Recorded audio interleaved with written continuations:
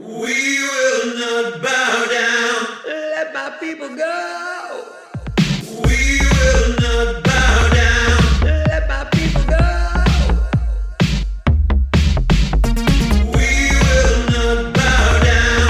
Let my people go. We will not bow down. Let my people go. We will not bow down. Let my people go.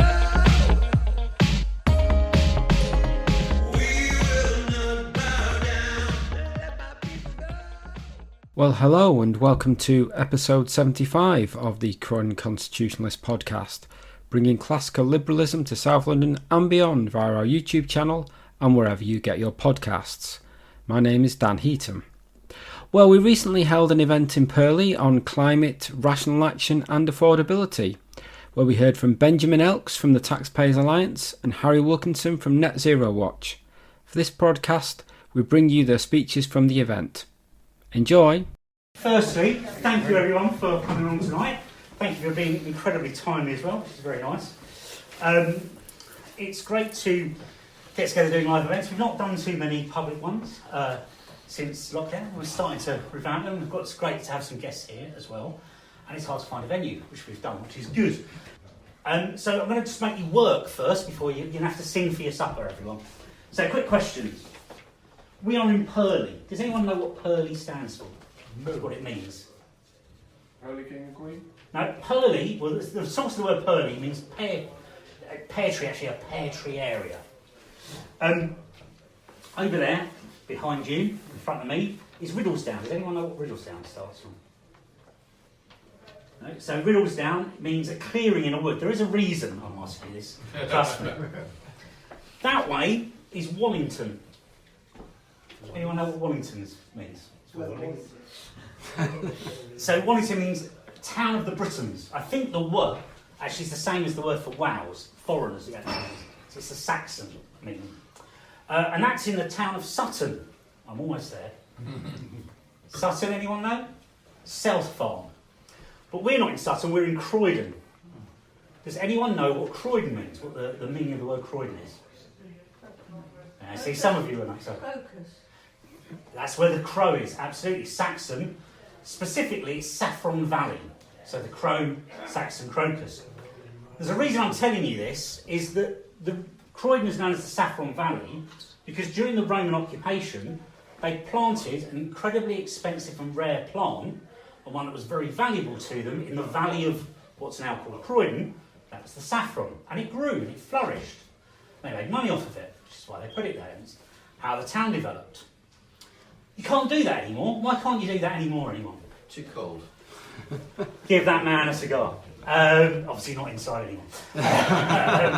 It's too cold. A few years ago in Croydon, they tried to, when they took down Tavern House, the old council building, they grew some saffron in some trays or whatever, but it required a bit of heating, it required a bit of extra light, and they sort of made it work. But you can't grow saffron there anymore because it's colder than it was in Roman times. We have a thing called weather. It changes over time. I wrote a thing for a publication called the Blacklist Press, came out this week, entitled Warmer Since When? Because if you say warmer since 40 years ago or 100 years ago, yeah. You say warmer since Roman times, no, absolutely not. Demonstrably in the name of our town. So just wanted to start that little localisation thought, but you haven't come to hear me, you've come to hear these gentlemen, and I will pass you over to Dan to introduce them. Well, welcome to this evening's event where we're going to talk about climate, rational action and affordability. Very warm, may I say, welcome to all rational thinkers, eco-skeptics and deniers. My name is Dan Heaton and I shall be your host for the evening. We are told we are in a climate crisis, an energy crisis and now a cost of living crisis. So what has been the policy response from our politicians?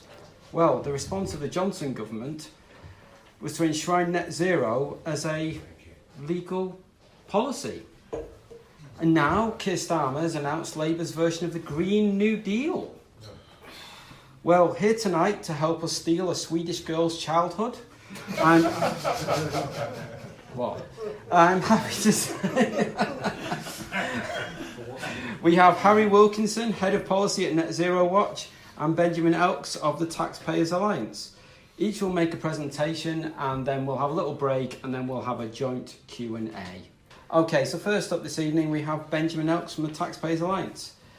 Benjamin worked in pensions prior to moving to the TPA last year, where he works in fundraising, operations and events. Ben supported our recent action day with the TPA in Purley, where we questioned executive pay at Croydon Council. Ben has a degree in politics and war studies from the University of Wolverhampton, which, might I add, is the best university in the country, because it's where I went to. And he very sound. And he plays for a local rugby team in his spare time, which I'm sure is not that much spare time. Ben, would you like to say a few words? Thank you.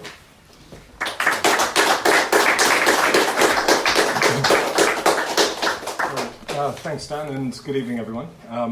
So it really is sort of great to be here to discuss what is quite simply likely to be the major topic over the next few years.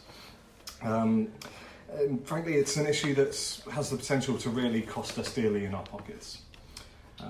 I'll be looking to focus on the sort of actual costs of net zero, what they might be, what the government's already spent your money on, and really sort of how much more it might cost you. I'll leave it to Harry to sort of go into the weeds of climate change and the wider environmental debate. But regardless, I think, generally speaking, people don't have a problem with wanting to see the environment improved, wanting to make things better for future generations. However, the net zero target must not see hard-working taxpayers landed with the bill. It's often difficult to find sort of decent estimates for how much net zero is going to cost us. And this is, after all, a policy that was waved through with very little debate or thought about what the actual costs might be. The OBR took a crack at estimating the cost, and they came up with a figure of £1.4 trillion. Or to put it another way, that's £50,000 per household. And as there doesn't seem to be much effort from either the current government or the Labour Party to get current spending under control, in all likelihood it's going to be you and I, the taxpayers, footing the bill for this.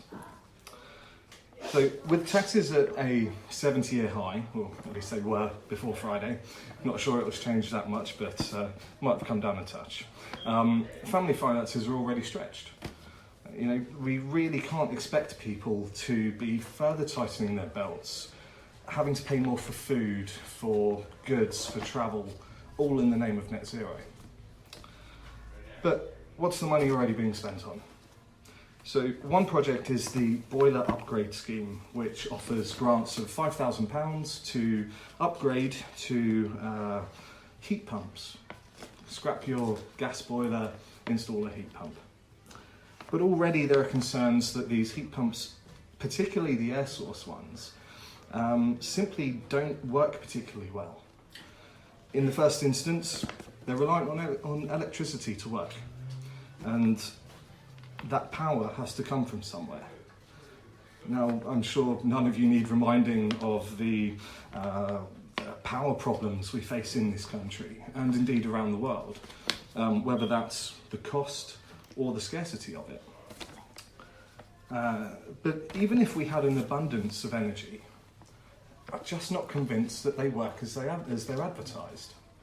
A common complaint from people who have had air source heat pumps installed is that they just don't get as hot as people want them to be. So things like taking a shower, you just don't get the hot water that you want. Basic things, they just don't operate well enough.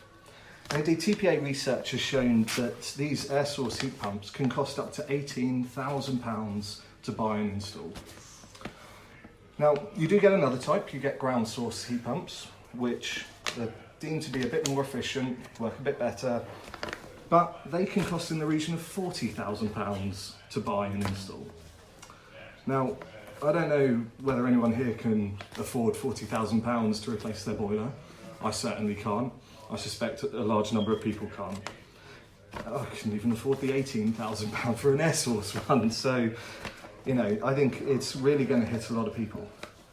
But the government has already ploughed £450 million into this scheme.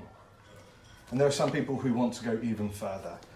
There have been calls to extend it to all 23 million households who currently have a gas boiler. Essentially, this could cost me, this could cost you, this could cost every taxpayer in the country an absolute fortune. Indeed, TPA research back in April, we found that to replace all the gas boilers in each household would cost taxpayers £115 billion. And of course, this is just one part of the net zero cost. Our analysis found that the green taxes that are currently applied to sort of energy bills, even those with a sort of partial environmental purpose, they cost taxpayers £33.7 billion in 2020-21, and they were due to rise to £52.6 billion by 2025-26. That's a 56% increase.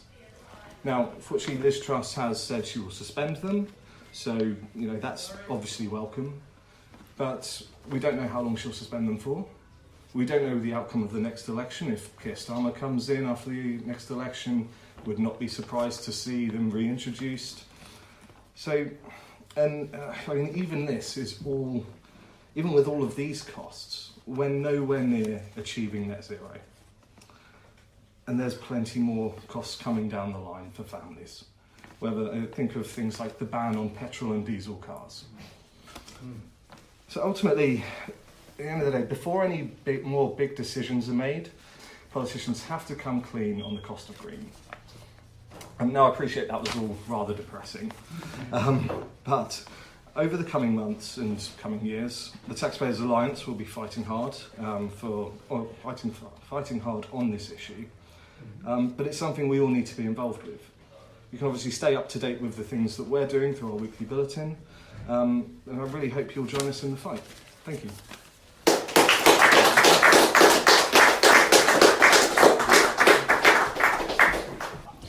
Well, our next speaker, to give some balance, is Harry Wilkinson from Net Zero Watch.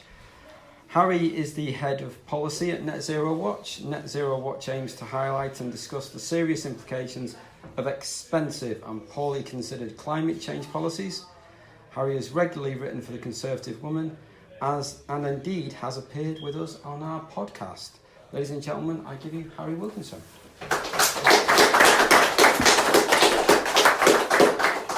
Well, it's a great pleasure to be here in person and to see you all. Having done the podcast in the past, that was a very enjoyable experience, but it doesn't beat in person. So it's lovely to see you all, and it's a great organisation that you have here. It's so important that we discuss all these issues, and you provide a great platform for sort of free market libertarian views here in Croydon.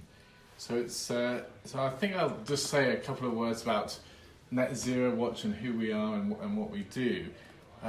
Originally, it was born out of the Global Warming Policy Foundation, which Nigel Lawson set up in 2009, really because he was concerned that the cost of climate change policies would actually outweigh the cost of climate change itself, and that the risks from climate change were being exaggerated and becoming almost like a sort of religious movement that wasn't subject to proper scrutiny, as we heard before.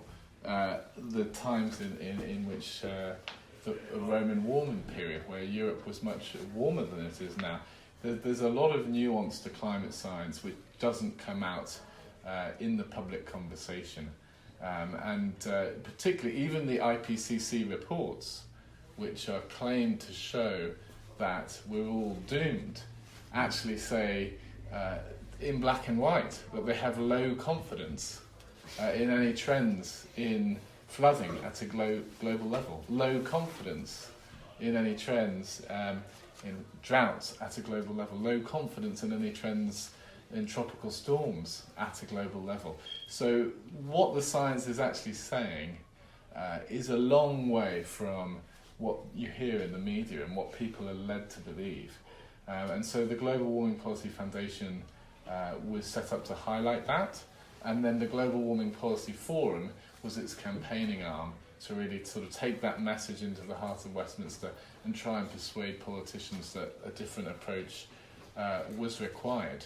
And then Net Zero Watch was the rebranded Global Warming Policy Forum since last year, when we decided to sort of tackle head-on this new net zero policy, which threatens to do so much damage. So why is net zero such a threat? And particularly one that sort of those of us who are of free market persuasion should be so concerned about. I think net zero is an incredibly ambitious policy. We rely on fossil fuels to facilitate almost everything in our lives. The clothes we wear, going to work in our car or even the train, our heating, our lighting, you name it. And fossil fuels underpin our modern way of life. And the idea that we can just shift overnight and that renewables are also cheap and wonderful and it's only evil fossil fuel lobbyists who are stopping this from happening, that's the conventional narrative, and it's one that is fundamentally wrong. And we have such a low quality debate in Parliament and in the media about this subject. What I think the net zero agenda is trying to do is flipping sort of conventional market dynamics on their head.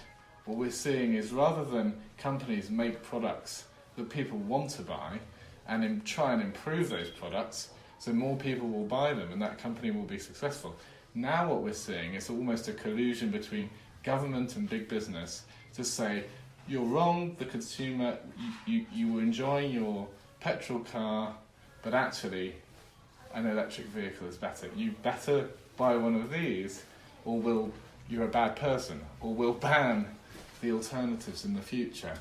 And we see that, of course, with heat pumps and all sorts of products where the government is picking winners and trying to disguise that as a market-led approach. This isn't a market-led approach. This is a top-down approach in which we're being told what we ought to consume and what we ought to do.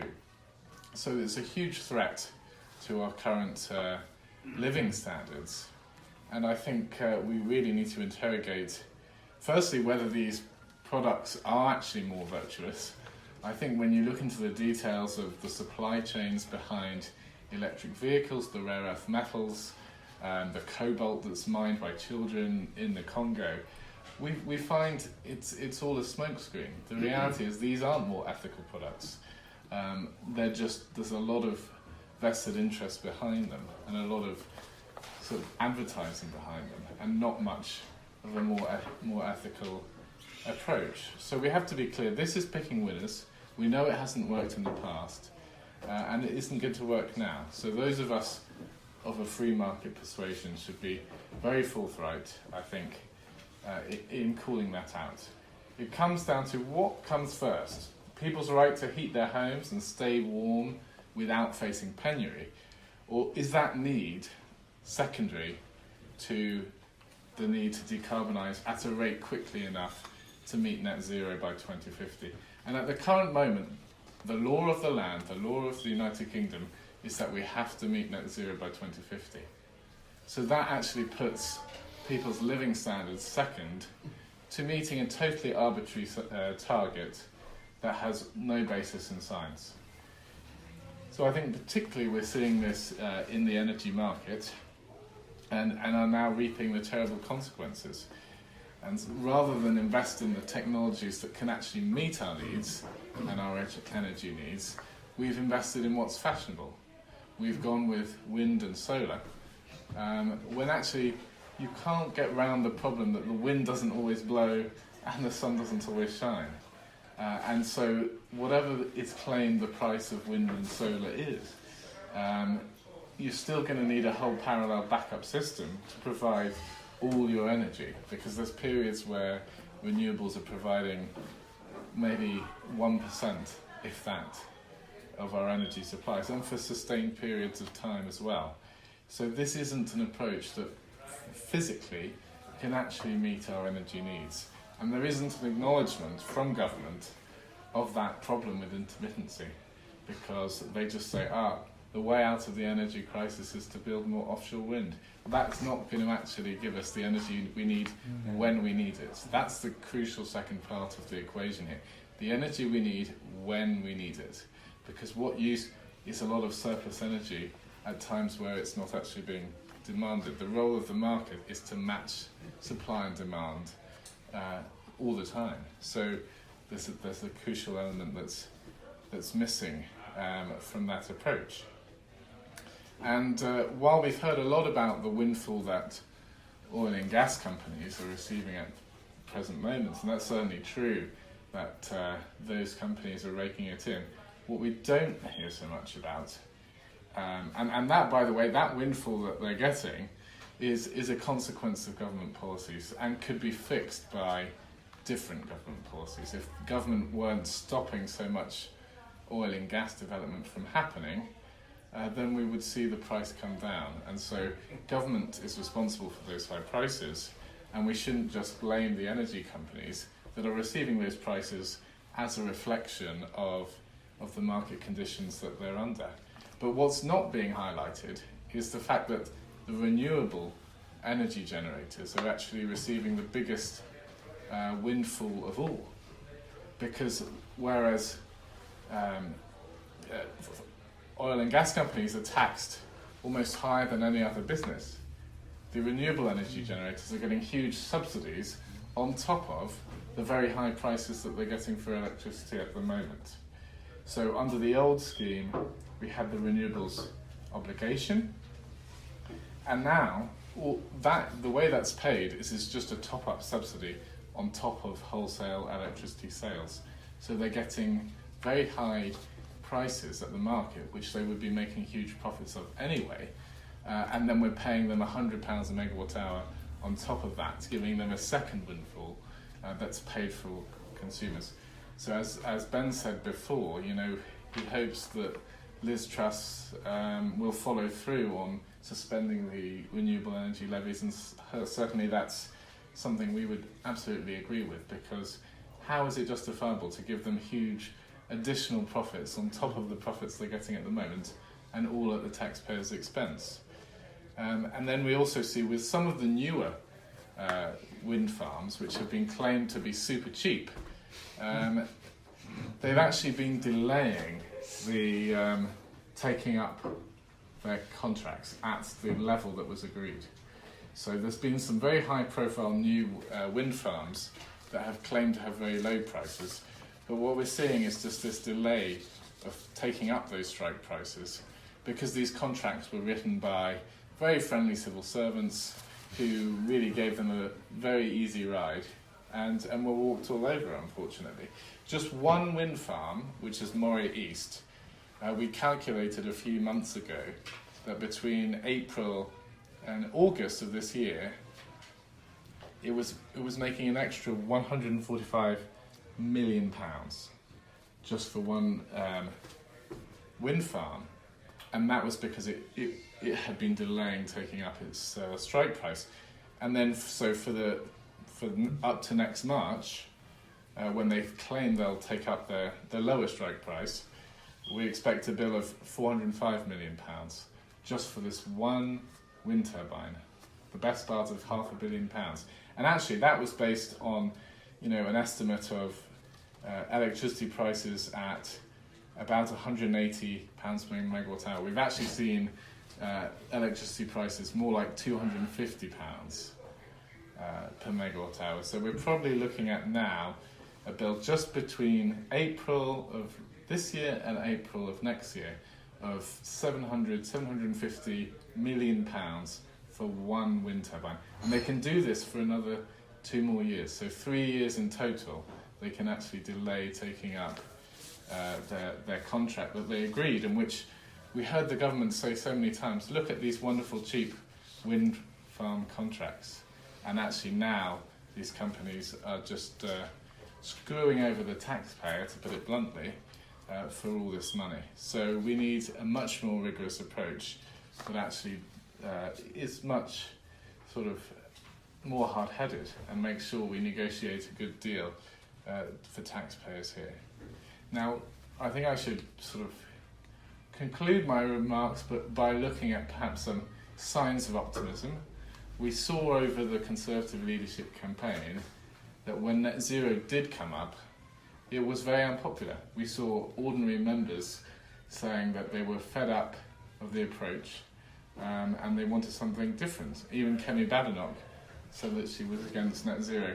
Liz Truss was eventually sort of harangued by the very powerful Conservative Environment Network and the green blob that exists within the Conservative Party, which is very strong, to commit to net zero again. But nevertheless, she's used much softer language about it than both of her predecessors. So she's clearly not as convinced as before. And in Jacob Rees-Mogg, we've got a new business and energy minister who's actually got rid of the shale gas moratorium, which is something that we've been campaigning for a long time. So we're very encouraged to see that ban on shale gas removed, because we have to be doing everything we can to get prices down for gas, and the only way you can do that is increasing the supply. So that means shale, it means making sure we get the most out of the North Sea, and also persuade our international partners to actually do everything they can. The Dutch are sitting on Europe's largest gas field in Groningen, and they're just restricting supply when we've got a crisis in Ukraine and we've got energy prices through the roof. And that's the story sort of repeated so many times, because banks are now saying they don't want to lend to fossil fuel projects, and they're all adopting this net zero mandates, and yet there's no recognition of the fundamental energy needs of our countries. So we do have to make our voices heard on this, and I think it's really worth writing to your MPs, even though you think it may be something small. MPs react to the volume of correspondence they get on particular subjects, and they do respond in kind. So we have to make sure that the MPs realise the frustration, realise the desire for an alternative approach, because there's a huge green activist network out there, and they're incredibly driven and incredibly motivated to persuade the government to basically say, we want to sort of cancel fossil fuels overnight, and essentially in the process they would destroy everyone's living standards. So we need to be as motivated and driven, I think, to push back against that. But certainly we have a government now that's open-minded to a more realistic way of thinking, hopefully, and we've got to try and persuade them to put Britain's energy needs first. So on that note, I think I'll finish.